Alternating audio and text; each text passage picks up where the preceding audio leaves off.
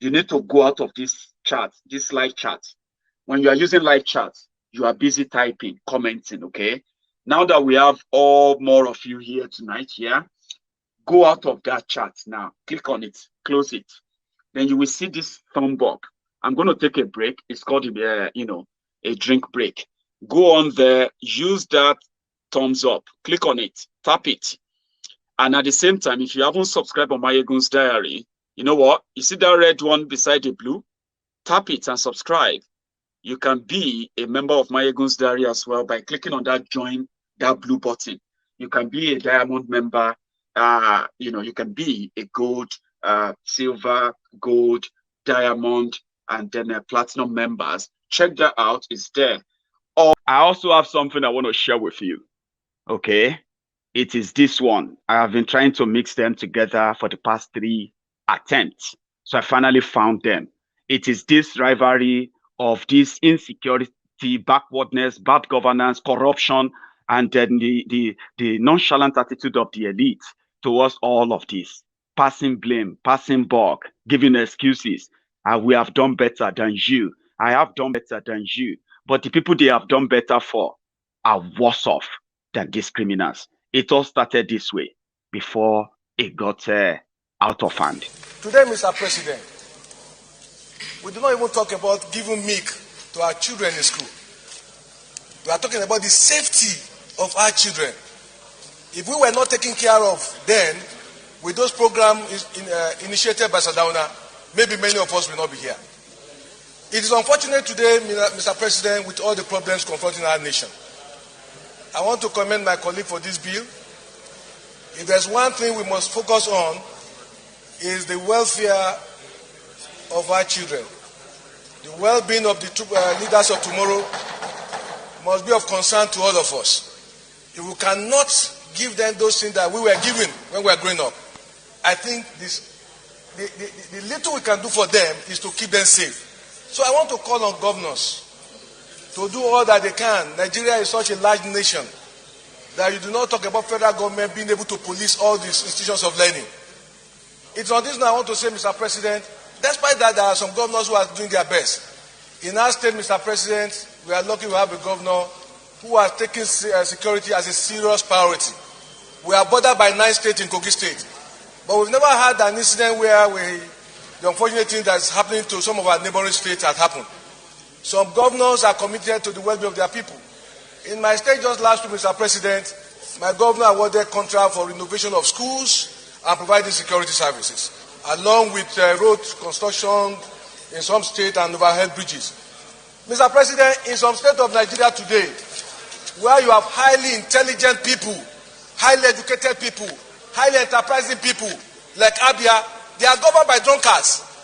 The governor of Abia is a champion drinking man. He has done nothing for his people. Roads are not constructed in Abia, Mr. President. Abia people are impoverished more than ever before. Abia people are unfortunate to have their governor. And the president can tell them here, I'm not sure any serious concern about it. I'm talking about the parliament. Who is here castigating the state that you do the same as well? We will work with you to build a Nigeria that is not corrupt. I bring you a message of hope.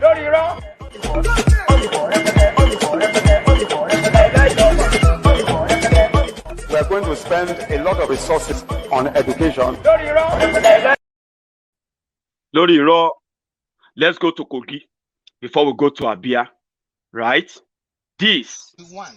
As I speak with you, it is combined with primary 1 and 2 because they are little hot where they stay. Primary 2 has been falling down by a breeze. Look at it there. Now, come back. Now you can see these are the leaders of tomorrow. Well, according to them, move closer. Let them see their faces. These are supposed to be the leaders of tomorrow. In this community, there is nothing like infrastructure here.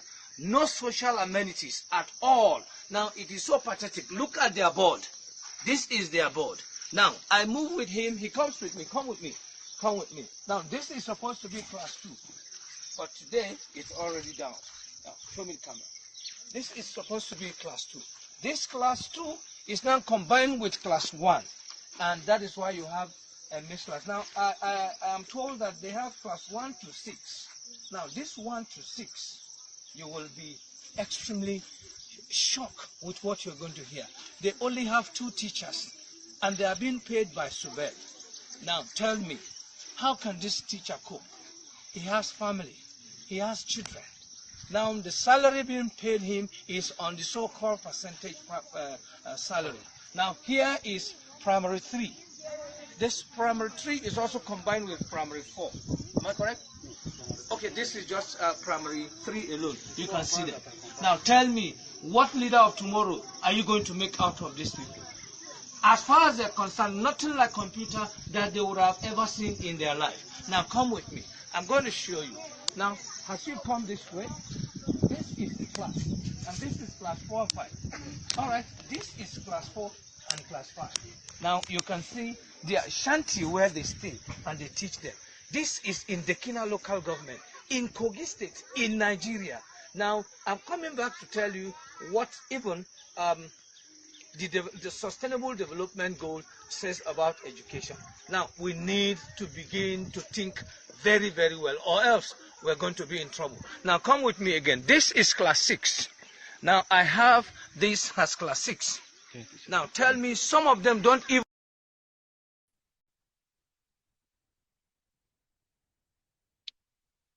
That is Kogi State, Abi. Well, Ekweazu himself, na mentor. My papa na tapa, my mama na seller, my sister na sava, I remain a drinker. My name na Larry, my name na Bookie, they call me Casey because I white.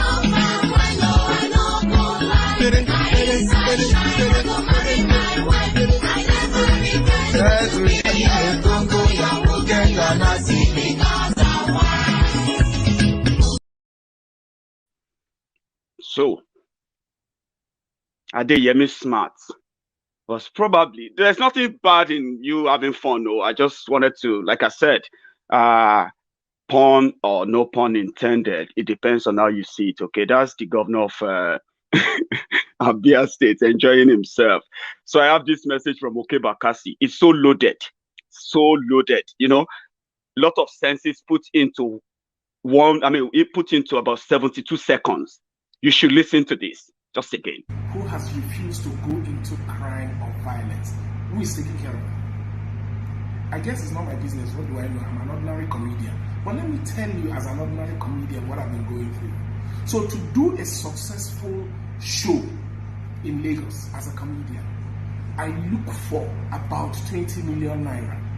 You pay venue, you pay event service providers, you employ maybe about 100 people, create jobs for them to have a successful show. And in the course of struggling to raise funds to do your successful show, some of the pastors will even discourage their congregation from coming. They will say, oh, it's a worldly event. The governor will not be in attendance because, oh, he's very busy. Then the media will not give you free publicity until you pay. So you spend all this money, you go through all this stress and create jobs for 100 other youths without people really coming to your aid. You just tap into goodwill and some of your friends. Now COVID-19 has been here for more than a year. Nobody is talking about this set of Nigerian entertainers, Nigerian youths who have chosen not to do violence, who have chosen to instead create jobs for other people. Nobody is talking about how are they going to survive. No palliative, no kind of support. Now, how much does an AK-47 cost? If you Google it, maybe about 500,000 naira for an AK-47. So, let's say a comedian decides to take that 20 million and go searching for AK-47. At least he can afford 40 pieces of AK-47. Take some youths into one forest. Of course, abundance of forests all over Nigeria. Take 40 youths into the forest with AK-47 and begin to kidnap innocent people. Suddenly, the governor, who is very busy, can now shake your hands, snap picture with you, and defend why you should be settled by government because you have gone through a lot. Suddenly, government agencies will be rolling all over themselves over who to handle your ransom payment. Suddenly, the media will be giving you non-stop coverage. Suddenly, Nigerians will agree with you that it is the right thing to do. Suddenly, Nigeria will lead itself into perdition. And suddenly, Nigeria will suddenly disappear. It is just a vibe. Take a look at this. Somebody who was dancing. You know what I'm talking about? You know, when I keep telling people that elections have consequences, what I meant is that, yes, you have choice. You have your right to choose anybody you want. Okay? You always do. But one thing you should always take responsibility of is that you are also responsible for your choices. Okay? You cannot defend criminals, support them, vote for them. When they now unleash their criminal acts on you, now you suddenly want to tell us that you shouldn't be held responsible. That because you have a right to choose. Especially if you have the right to keep choosing them, to keep punishing you. You know what I'm talking about? Definitely. Elections have consequences. But this time around, this our own auntie, she didn't learn her lesson. In 2002, she is one of the actresses and actors put out there for Save Nigeria group. And simply because they are getting their own free flow of cash through the Tifnumbu free cash flow channels all across Yoruba land. You know, that's what they do. They have this channel where Tifnumbu agents and all of them are either senators or this or that, bankers, actors, pastors, imams, obas, and all of them across Yoruba land. They have a channel how they get their own little money from Tinubu's generosity. You know what I'm talking about? So APC is more appealing to them. That's why they all went out for APC after the 2002 Save Nigeria protest. You know her? She's from Kwara State. Well, there's also something called bias remorse. I think you should find this out before I continue. Ìbò àtẹ̀yìí o, ẹ má jẹ́ kán gbèrú wa o látẹ̀yìn. Ìdìbò àtẹ̀yìí o. Buhari ní l'Abuja o, Abraham Rasaki ní Kwara. Ìdìbò àtẹ̀yìí o. Ó tó gẹ́ o, ó tó gẹ́ o, ó tó gẹ́ o, ó tó gẹ́ káwa lójú kan. Ó tó gẹ́. Káwa lójú kan. Ó tó gẹ́. Káwa lójú kan. Ó tó gẹ́. Ó tó gẹ́ o, ó tó gẹ́ o, ó tó gẹ́ o, ó tó gẹ́. Káwa lójú kan. Ó tó. I'm short of words. I'm so short of words. Because mo wà lára àwọn tó ní kẹ́kọ̀ọ́ wá dìbò. Mo wà lára àwọn tó dìbò mo kà bẹ́ẹ̀ fún wọn. Mo kà bẹ́ẹ̀ fún wọn lórí burúkú yìí. Mo kà bẹ́ẹ̀ fún wọn. Mo kà bẹ́ẹ̀ fún wọn lórí burúkú yìí. Mo kà bẹ́ẹ̀ fún wọn.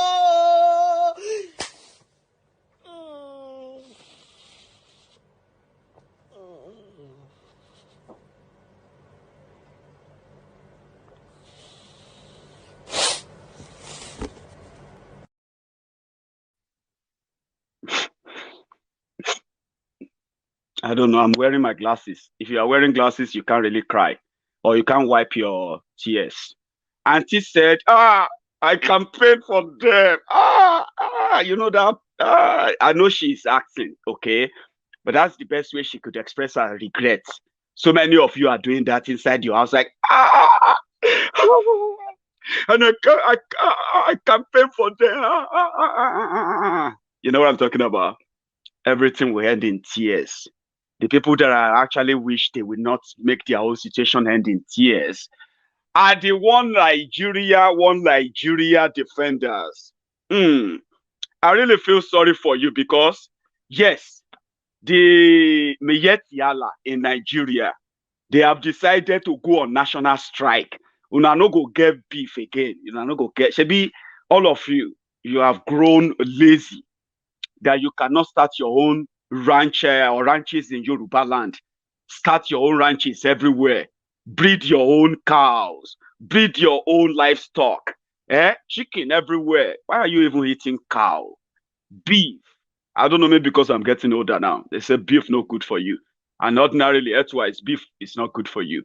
So, which means that eat more white meat, you know, what do you call it? Chicken. So, Miyetiala said they are now going on strike. All of you know one them. 151 people lost their lives at the Sasa incident. And then in the hashtag NSAS protest, we also lost not less than 100 people. At the same time, you ask of whether we have made a specific demand for the estimate for the compensation. Yes, we've requested for 475 billion naira for the loss as compensation for the loss of lives and property destroyed. We also lost about more than 100 trucks. We have their state, we have their villages, we have the pictures, we have the videos, we have the properties that have been damaged. Here, thank you very much. Let me have that. For the purpose of this, we are not saying what we are saying because we have all the pictures here. People that have been killed, damaged, detailed pictures of people that have been killed. This have been sent. These have been sent to all quarters. The presidency, Office of National Security Advisor, the IG of Police, the National Assembly, everywhere. American Embassy, United Nations, German Embassy. We have sent it to British Parliament, and we have all the pictures of our people that have been killed. So everything we say we have because we have the document at hand. There is absolutely no response from all the authorities that we have made contact to. It's from 18 to 24. That is it. If by 24th nothing has been done, then action will commence. And though the headers are part of those that have been attacked, but specifically we are not just talking about the headers at this very press conference. But using this opportunity like you present, we are also calling that they are Nigerians just like any other Nigerian. So they have the right to live or do business in anywhere in Nigeria. That is the Constitution of Federal Republic of Nigeria says. Yes. You have the right to live anywhere. You have the right to do business anywhere. We have the right of intermarriages. We have every right to do anything anywhere. We will work with you to build a Nigeria that is not corrupt. I bring you a message of hope.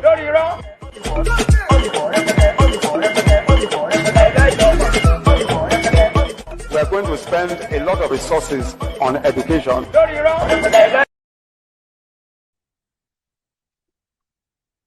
You paid them 425 billion for all the people killed. Or they are going to go on strike. So that started today. Somewhere in Jeba. Before Kwara. Here now. Jeba, the last village in Niger State, before you join the river Niger bridge. They are stopping any trucks that carry food stuff from north. They are stopping them. They are turning them back. They don't allow them to go beyond this place. They are turning them. You can see all these trucks. They are carrying food stuff. You can see yam. You can see yam, tomatoes, onions, and many more.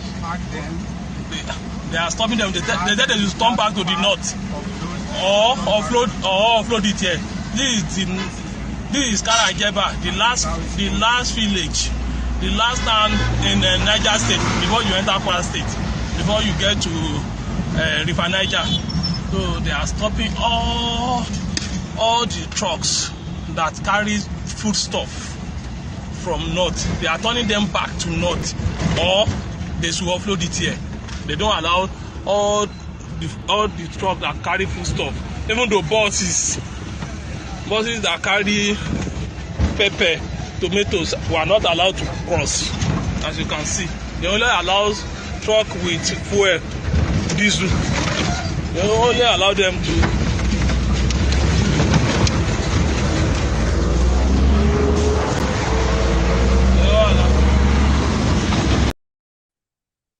It is a reminder. Nigeria will break up. And when Nigeria finally break, some of you will wake up from that slumber. You may not know And it's so difficult for so many of you to even accept that this is even happening in Nigeria. I understand. Yeah, many of us do. I understand personally why some of you are finding it so hard, so tough to accept it that this is even happening in Nigeria. My brothers and sisters, uncles and aunties, mommies and daddies, look at me very well. It is happening. And you know why it's not going to stop? You have a bigot in charge of your government. Somebody who has compromised your government so bad that the division they have been avoiding for so long is now here to stay. And it is now so late for any reversal. Guess what? Everybody's just going to play along. Every day we'll be reacting to every event. Play along, until you are just going to wake up one day and you will hear that Nigeria don't break up. As we speak, effort is being made to stop the inflow of some of these undocumented criminals who are running away from northern Nigeria to cross the border down to southern Nigeria. Unofficially, though, okay, those who are stopping them at that because the last border between the core northern Nigeria and down southwest Nigeria, which is the Yoruba land, the last border is Dakara before Kwara State, before Ilorin. Yeah. So because after you cross that River Niger, and you cross it over, you have crossed over to Yoruba land, even though Kwara State, our brothers and sisters from Kwara, they are sometimes, in my own opinion, by the way, they are conflicted, especially when it comes to conversation about where they should belong to Yoruba or they should belong to the core north. There's so much conflicting there that you can't wholeheartedly say, well, let Kwara State be Yoruba, but I know 80% of the land in Kwara State, is owned and controlled by Yoruba people. So eventually, yeah. So if they cross that last border, we have been having problems at Okeogun, Ibarakpa, Ayete, Lanlate, and all those areas. We have been having problems there. Yeah. And it is reported that those who are committing these killings, this massacre, this kidnapping in Yoruba land were mostly those who crossed from that Niger State down to, to Kwara, cross down to Oyo, Ogbomosho area and Oyo, and that's it. So people are making efforts to stop that without having to make noise about it. I don't have to give you the identity of those who are doing that, but it is happening, and you can easily just take it in. It is happening. I understand that some of you are expecting some magic, like, how is it going to even be? Where are we going to start from? How is that conversation about breaking up of Nigeria will come to be? There is not going to be any conversation, I have come to realize. There's not going to be any conversation about, okay. Yeah, let us break. No. Events will take care of that. Every day you wake up, you'll be getting to understand why it is imminent. It is imminent that Nigeria is going to break up. The question should be when, not if anymore. It's about when. Okay? So people are reacting. They don't believe in their government anymore. They don't believe in the military anymore. They don't believe in the police anymore. They don't believe in what the politicians say anymore. And day by day, politicians are proving them right, that they cannot be trusted, especially when it comes to this security of a thing. In Zamfara State, the governor of Zamfara State is the lead champion for amnesty for terrorists. He is the first state governor who came out to give amnesty to terrorists publicly, repentant terrorists, the repentant bandits. He gave them cars, he gave them money. He first denied it, then he came out to say, yeah, what is wrong in that? After that, in Sokoto, they are giving them. Sokoto state government. Sokoto state is a PDP state, by the way, so that you don't think this is simply about APC, Egbe alone. They are pals, they are alliance, what do you call it? They are friends in terror. Sokoto State, they are paying the swap terrorists. They are paying them ransom too. So if your government is paying terrorists, who are you not to pay ransom? Who do you think you are? You will pay. If your governors and all of them are laying red carpet for terrorists, justifying them carrying AK-47. Who are you? The most you have is this weapon that they hate so much, social media. The weapon that is uncontrollable, not under their control by any means. And they don't like it. They hate that. Apart from that, if your government is paying ransom, who do you then report the terrorists to? To government that is paying ransom? Nigeria is messed up. And I don't know if I have any other definition to clear that. They even asked their CBN governor to give reason why they are banning cryptocurrency. Do you know what the CBN governor said about cryptocurrency?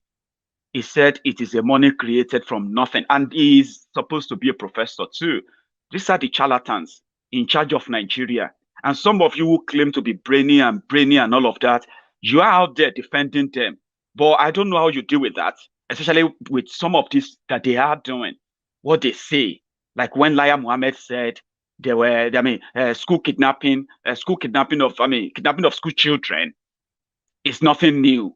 3 of that happened in America last year. He said that with a bold face, and he faced the camera with confidence, and he said that. Even the journalists couldn't say, oh, no, that's a lie, sir. No, that's a lie. Gumi came out and he said, they killed 300 people. They killed 200 people. No name, no picture, no nothing. And they will say, hey, what about the 300 people? Gumi said terrorists killed. I'm like, do you know their names? The other guy ranting there now, just talking about them collecting to 400 billion naira for damages. They have sent this to this, send this to that, send this here and there, as he claimed. How come that we don't know about all these mass killings of Fulanis? And what problem? What is our own crime in Yoruba land? Yoruba land is not a Fulani land. So if you want to do any business, if you want to do anything or intermarry anywhere, must you go about and carry gun to force that on people? That is why you will never be allowed to do that. So report those who are killed and who killed them in your Fulani land, not in Yoruba land. Who gave you that right? Who gave you that clearance? Who? Nigeria. Who told you Yoruba land is Nigeria land? It's just a rant. However, charlatans leading a country is the reason why you have all these happenings. They asked him, the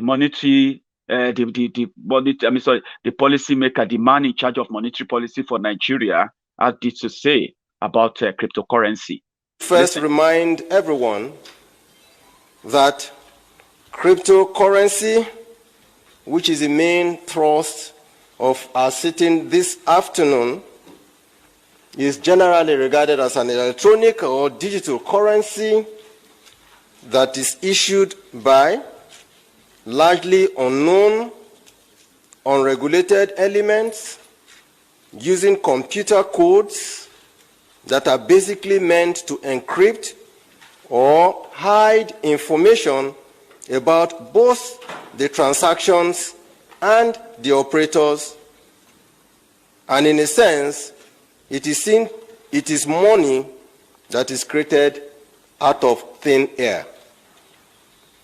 Put another way, distinguished ladies and gentlemen, cryptocurrency is used to describe the activities of players in an electronic dark world, where transactions are extremely opaque, they are black, they are not white, they are not visible, and they are not transparent. In another parlance, these are people who deal in transactions that not only do not want a trail, but indeed, by its nature, cannot be trailed. I'm sure that these definitions alone are scary enough to create anxiety for any regulator or central bank or Fed in any part of the world, and that is the reason virtually all regulators in the world do not recognize it. Since many Nigerians delved into its usage, we have been studying its development. So he has anxiety. In a nutshell, he has anxiety for cryptocurrency because he doesn't understand it. As a regulator, his job is to understand it. His job is to tap into his advantage. His job is to regulate it. I mean, that should be his job. But instead of doing his job, he had anxiety. An anxiety that made him feel like, I don't want to touch it. It's a long story. For those of you who are in finance, I don't know what you are going to make of that. It's up to you. Thank you so much, everyone, for your time today, this morning. We hope that the bandit negotiators will release all the 300 schoolgirls kidnapped today. Okay, let's give that an overnight, a whole day follow-up. If you haven't joined my YouTube channel, you should try and do so. It costs you less to do that. All you have to do is search for Maiyegun's Diary Politico on YouTube. Okay, click on subscribe, then click on notification. Tap all notification and set that up. You won't miss anything on Maiyegun's Diary afterward. Okay, and also as we move into March, most of my broadcasts are now going to be not just live on Facebook, YouTube, Twitter. It will also be live on Diaspora Radio International, which means if you are driving, you don't have to watch a video. You can just tune in and, tap into your Bluetooth, connect that to Diaspora Radio International.com, right? And you can be listening to Maiyegun on the road. Thank you very much, everyone, for your time today. If you haven't done what I said, please do. I am still, partially, banned from posting on Facebook. If you're watching me on Facebook today, remember, you can join me on YouTube. I even have a good news for you, my friends. I received an offer from a mobile. This is a good news, by the way. It all comes in goodies and all that. It's all about supporting Maiyegun. I have friends who love what I do.